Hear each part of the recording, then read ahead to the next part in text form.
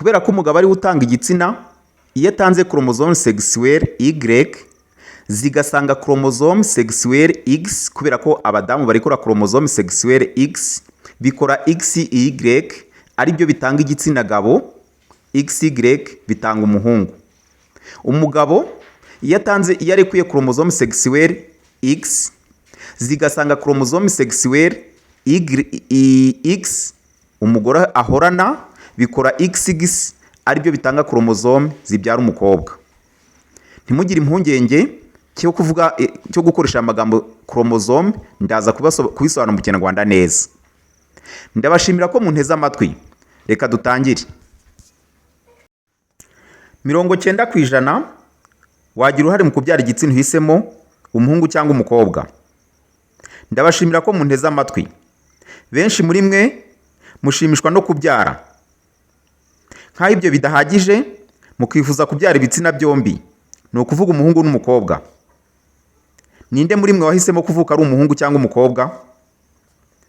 Hari uruhare ababyeyi bawe babigizemo ngo uvuke uri umuhungu cyangwa uri umukobwa? Igisubizo ni oya. Muri iki kiganiro mugiye gukurikira uburyo wakwitwararika cyangwa tekinike wakoresha ugahitamo kubyara umuhungu cyangwa umukobwa. Mbibutsa ko uburyo bwizewe kuri 90%. Muzabukoreshe muzambwira. Mbere na mbere, kugira ngo ibi bishoboke, urasabwa kubanza kumenya ukwezi k'umugore. Ukwezi k'umugore ni iki? Ukwezi k'umugore ni uguhera ku itariki ya mbere y'imihango kugeza ku itariki ibanziriza iyindi mihango.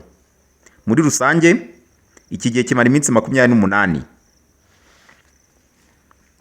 Imihango ni iki? Imihango ni igihe intangangore yahishije ntibashe guhura n'intangangabo, bityo igapfa. Nyuma yo gupfa hagasohoka amaraso mu gitsina cy'umugore. Ayo maraso abaturuka mu gupfa kw'intangangore itabashije kuvamo umwana kuko itabonye intangangabo. Muri buri kwezi k'umugore hasohoka intangangore imwe muri rusange. Mu bihe bidasanzwe hashobora gusohoka intangangore ebyiri, iyo mu murerantanga w'iburyo n'iyo mu murerantanga w'ibumoso. Aribwo iyo habayeho imibonano mpuzabitsina hashobora kuvuka impanga, ariko akaba ari impanga zidasa, icyo bita les faux jumeaux mu ndimi z'amahanga. Iyo izo mpanga zisa cyangwa se intangangore imaze guhura n'intangangabo, ishobora kwigabanyamo ibice bibiri hakavamo abana babiri, ari byo bita impanga. Izo mpanga ziba zisangiye ingobyi, kandi izo mpanga akenshi ziba zisa 100%. Bazita mu rurimi rw'amahanga les vrais jumeaux. Les vrais jumeaux, abana baturutse ku ntanga imwe yahuye n'intangangabo bikigabanya, icyo bita division cellulaire, mitose mu ndimi z'amahanga. Ibi tuzabigarukaho. Baba basangiye ingobyi nk'uko twabivuze haruguru. Naho impanga zidasa zaturutse mu magi abiri, iry'iburyo n'iry'ibumoso byahiriye umunsi umwe, hakabaho imibonano intanga zigahura, ntago baba basangiye ingobyi, buri wese aba afite ingobyi ye. Uhereye ku munsi wa mbere w'imihango, ku munsi wa 14 intangangore iba yahiye ikava mu murerantanga ikajya kwitegura guhura n'intangangabo, bigahurira mu mura, ariho habera isama. Iyi ntanga ifite ubushobozi bwo kubaho igihe cy'amasaha 24. Naho intangangabo ziba zifite ubushobozi bwo kubaho mu gihe kiri hagati y'iminsi 3 n'iminsi 5 igihe ziri mu mugore. Iyo ziri hanze zasohore nko ku kintu, ntizishobora kurenza iminota 30 zikiri nzima. Ibi bisobanuye ko iyo umugore akoze imibonano mpuzabitsina uhereye ku munsi wa 11 nyuma y'imihango, aha bashobora gusama. Uhereye ku munsi wa 11 nyuma y'imihango kugera ku munsi wa 14, ari wo munsi nyirizina wo gushya kw'intangangore, ni igihe cyiza cyo gutera inda, akaba igihe cyiza cyo gusama ku bagore. Mu rwego rwo kwirinda guhuzagurika cyangwa guhusha, ku munsi wa 14 wongeraho indi minsi 2 cyangwa 3 kugira ngo niba udashaka gusama ubyizere neza. Mu gihe udashaka gusama uhereye ku munsi wa 11 ukageza ku munsi wa 10 wongeyeho iminsi 2 cyangwa 3, iyo ni iminsi yaba yitwa iminsi mibi kuko ni iminsi ushobora gusamamo. Mu kindi gihe cyose usibye iyo minsi yo gusama, wakora imibonano uko ushatse iminsi yose, ukayikora ntacyo wishisha kuko nta yindi minsi uba ushobora gusamamo. Ku bantu batizeye ko ukwezi kwabo guhindagurika cyangwa se bafite ukwezi guhindagurika, uburyo bwo kubara ntago bushoboka. Kugira ngo ubukoreshe, ubanza kuregereza ukwezi kwawe mu gihe cy'amezi 3 akurikirana. Aho ushobora gukoresha mikrojino, bya binini by'abagore byo kuringaniza urubyaro. Iyo ubifashe mu gihe cy'amezi 3, cycle yawe iba yagiye ku murongo. Aha by'umwihariko nakugira inama yo kwegera muganga wabigenewe, muganga w'abagore, gynecologue, akagufasha muri iki gikorwa cyo kuregerariza ukwezi kwawe. Nyuma yo kwizera no gukurikirana neza ku kwezi kwawe kudahindagurika, aho ushobora guhitamo gutera inda. Birizewe ku munsi wa 14 ko iyo habaye imibonano mpuzabitsina umugore arasama, kandi amahirwe yo kubyara umuhungu aba ari hejuru ya 90% umwana w'umuhungu. Kuko umugabo niwe utanga igitsina, intangangabo zisohoka ari nyinshi kandi ntushobora kuzibonesha ijisho keretse ukoresheje ibyuma byabugenewe, microscope. Intangangabo zifite chromosome sexuelle Y, iyo zisanze intangangore zihorana chromosome sexuelle X, biba XY, ari byo bitanga umwana w'umuhungu. Iri somo rya chromosome tuzarigarukaho mu biganiro byacu bitaha. Ni ukuvuga ko umugabo mu ntangangabo zisohoka haba harimo ibitsina byombi. Ndabashimira ko munteze amatwi. Reka dukomeze dusobanukirwa aha hantu. Naho intangangabo zifite chromosome sexuelle X, iyo zisanze intangangore, kandi twibuke ko intangangore zihorana chromosome sexuelle X, bikaba XX, ari byo bitanga umukobwa.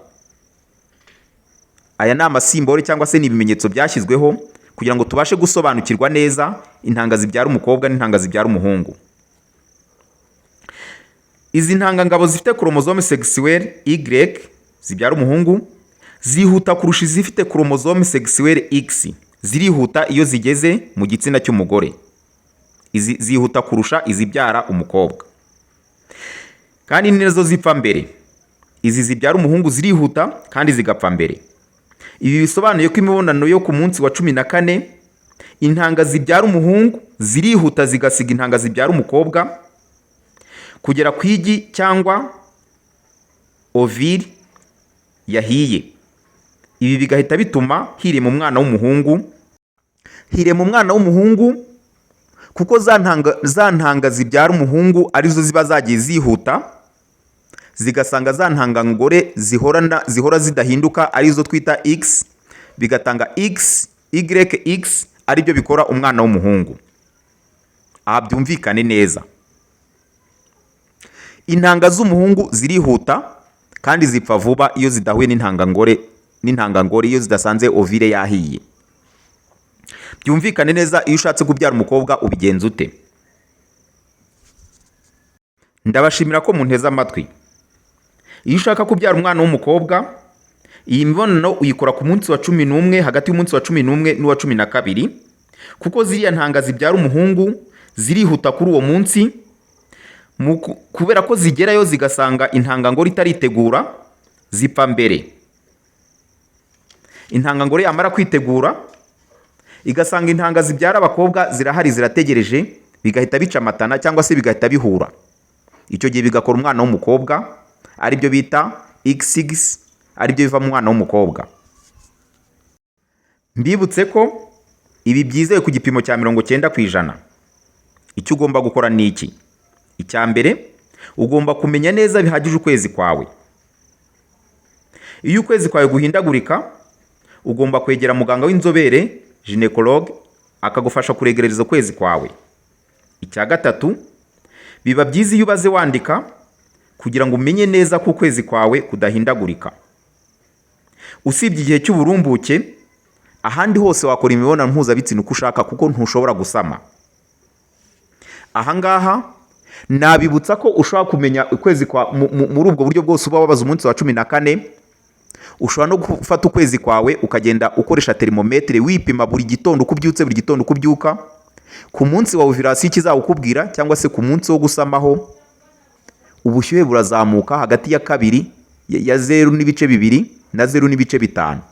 Niba wagiraga 36 uzasanga wagize 36.3 cyangwa se n'ibice 5 kuri uwo munsi. Iyo uhuriranye na bya bindi wabaze uzamenye ko intangangore yawe yahiye, icyo gihe tayari kubyara umwana w'umuhungu.